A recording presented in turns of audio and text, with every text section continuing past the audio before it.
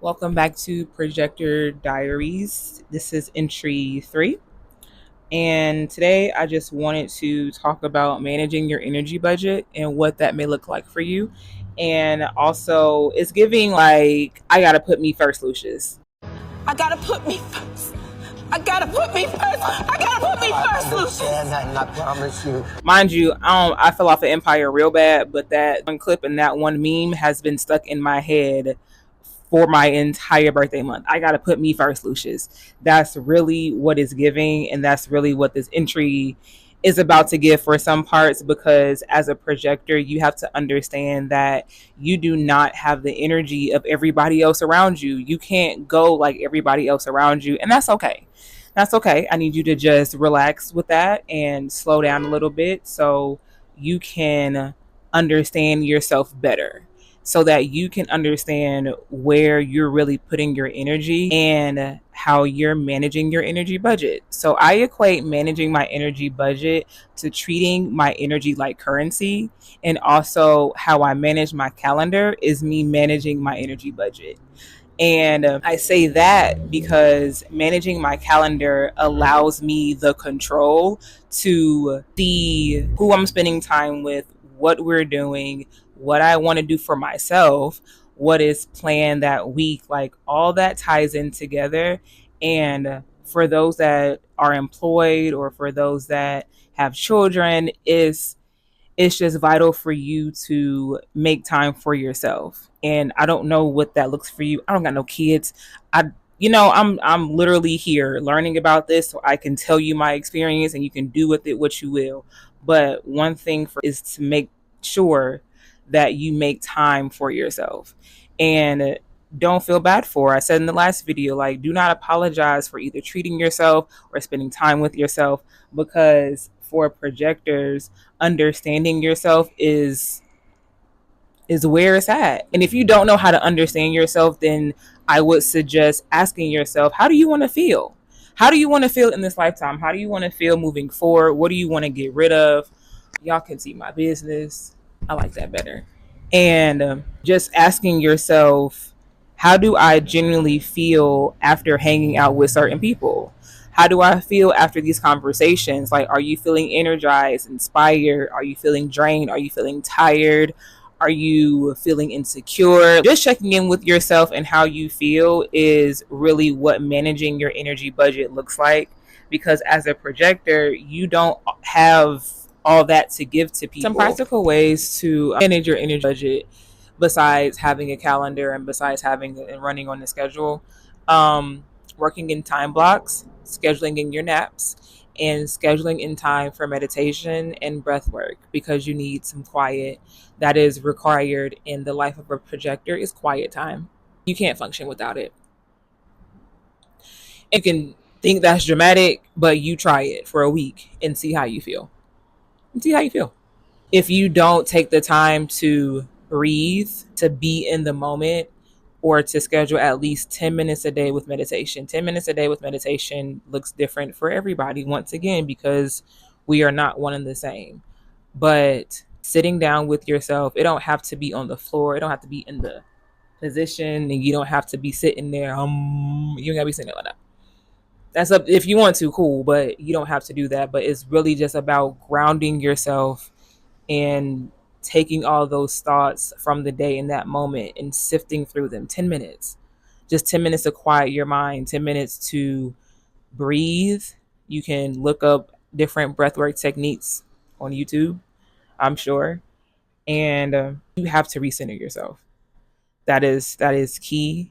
And that is also why projectors need that adequate rest. And it's also suggested that projectors sleep alone. Even if you have a partner, even if you have a pet, you need to spend some time or some nights where you are sleeping completely by yourself.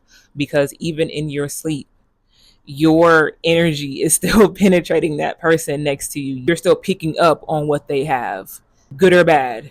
So that was a really interesting thought to me.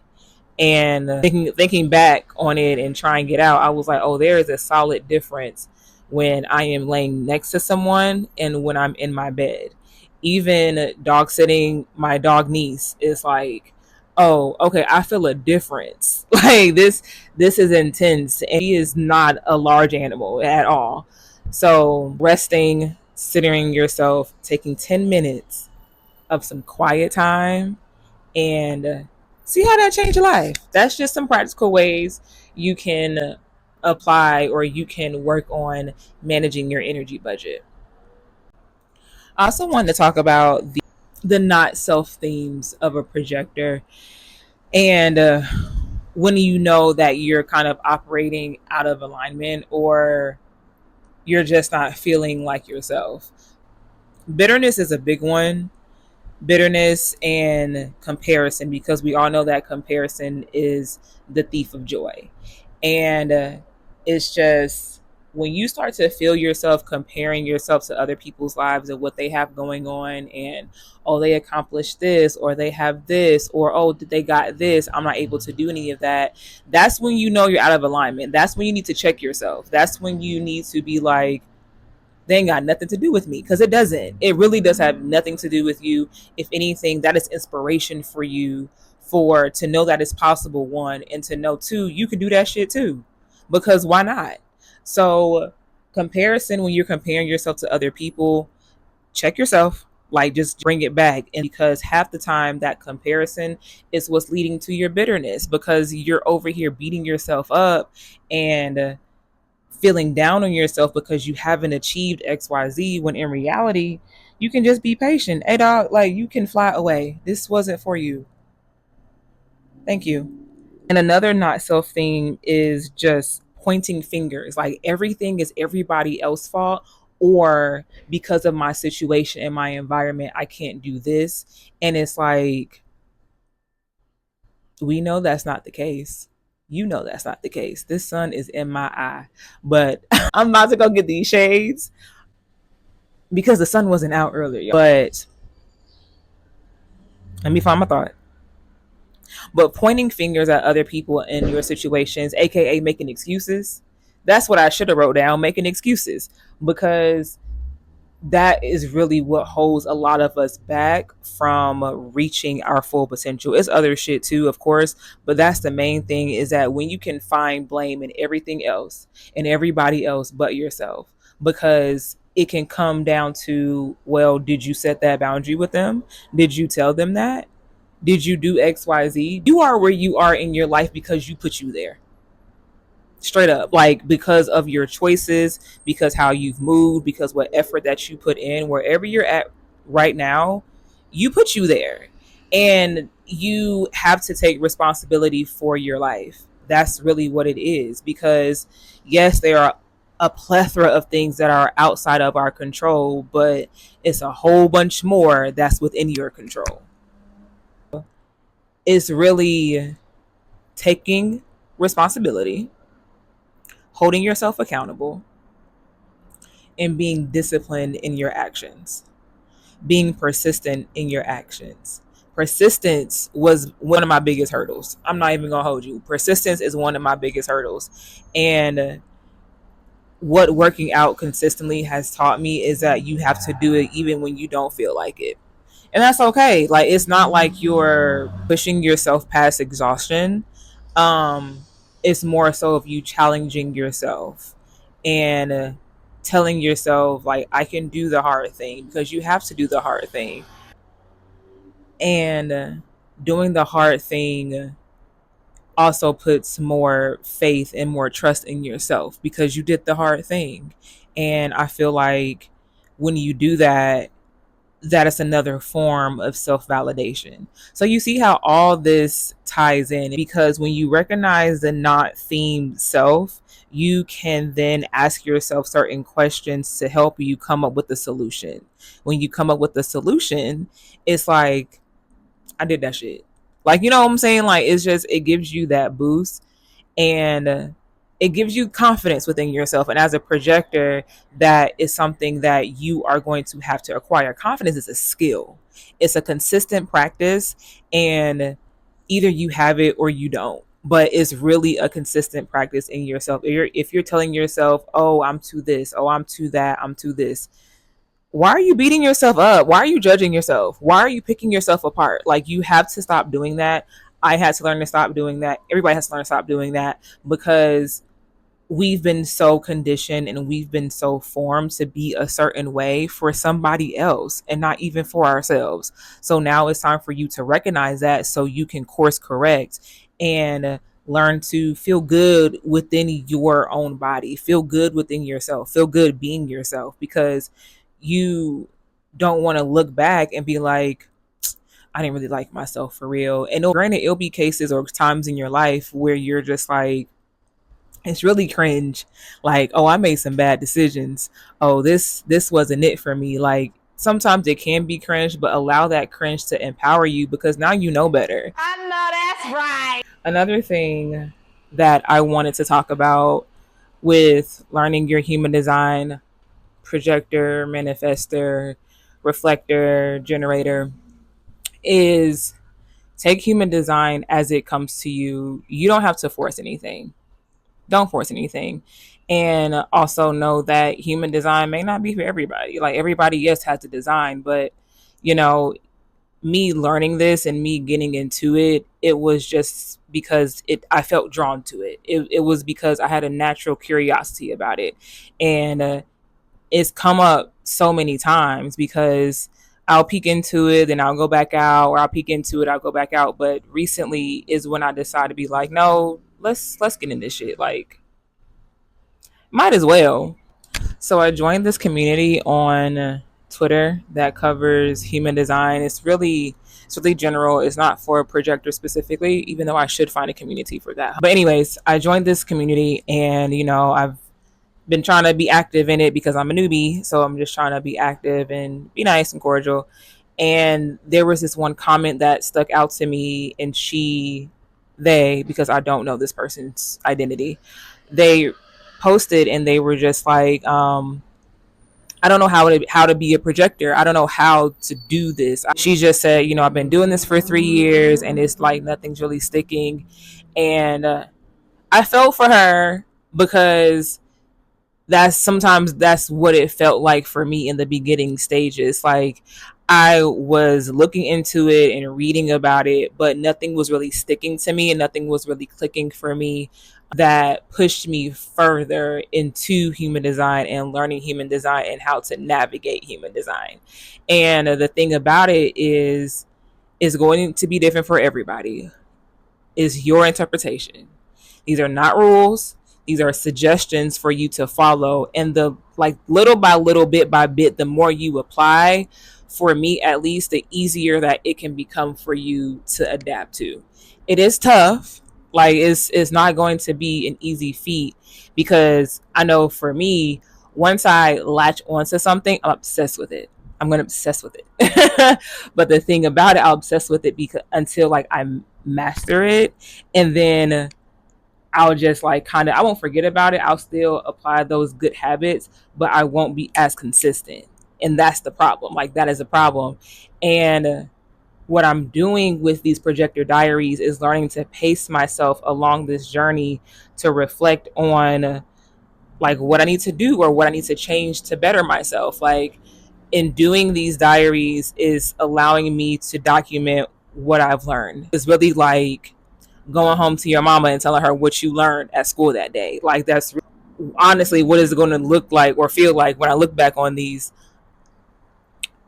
because that's how you have to take human design. Learning your strategy, there's no time limit on your strategy. Then there's your authority, and then after my authority, I'm more so focusing on how to use my motivation to my advantage. Your motivation is one of your variables. You have 4 variables. You see how this kind of like gets deeper, and I'm not rushing this, and like I'm not giving lessons either. Even though I do want to explain some factors, I don't want this to be a textbook, because my life is not a textbook. It's literally me having this experiment. Those are some big ass ants if I can see them.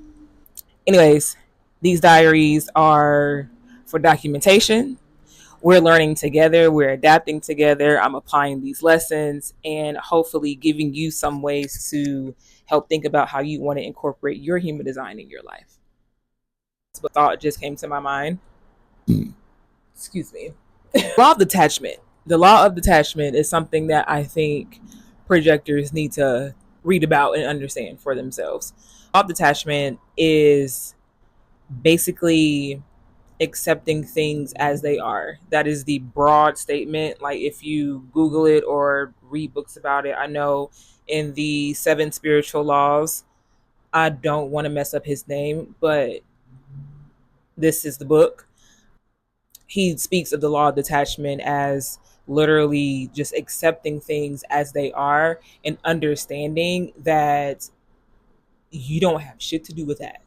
You don't have shit to do with that, and learning when to use the law of detachment, because we don't a healthy detachment is a thing. Like you can be healthy detached from someone because you just can't take on all that they have on. Like you can't take on their emotional issues or just their baggage. You can't take that on. So you can healthily detach from somebody and still love them. Like that is totally possible. You can also detach yourself from situations, from, and in some cases, your desire, so you can allow it to grow on its own. That's the thing about detachment, is that you're allowing things to go and grow at their own pace. And I feel like that's key for projectors, because so often you just want to help. So often you just want to be there for that person, or you want to do for that person and just teach them and give them the keys and tools so they can be better people. But that is literally none of your business. It's none of your business because that person hasn't made it your business. If, especially if they haven't come to you to be like, hey, I need to talk to you about something. Can I run something by you? Like, unless you've received that invitation, that has nothing to do with you. And that is okay, because then you have room to focus on yourself, because you're not focused on what they got going on. You can put that energy back into yourself versus feeling like, oh, they don't want to talk to me, or da da da da. And another thing, another thing, in addition to the law of detachment, is to not take anything personal. To not take anything personal, because half the time what they have going on don't got shit to do with you. And then you also have to learn to recognize when a person is projecting onto you. And as a projector, when you like are understanding how things feel to you, how people move, and how like what you gain from observing people, you can see right through the bullshit of somebody projecting on you. You can see right through it. It's also critical in understanding not to take things personally, because you also have to be that person, because you are the guide. You have to be the shaman. Like you have to be the bigger person in understanding that, and then detaching yourself from that situation so you don't hold on to it. So you see how those two tie together. I feel like not taking anything personal and the law of detachment is something that every projector can benefit from. Also people in general, but we're talking about human design here. Okay, now I think it's a wrap. Mainly because I'm hungry. I need to eat. So manage your energy budget accordingly. Notice when you are not feeling like yourself, even in your depressive states or sad states. Notice when you are comparing. Notice when you're feeling bitter, and really self reflect. Really become more self aware in your habits, in your emotions. Learn your emotions so you can allow yourself to feel through them, and understanding that everything does take time to do, to understand, to incorporate, and to apply. I know it's time to go inside because I think I see a yellow jacket, and I just don't want those problems.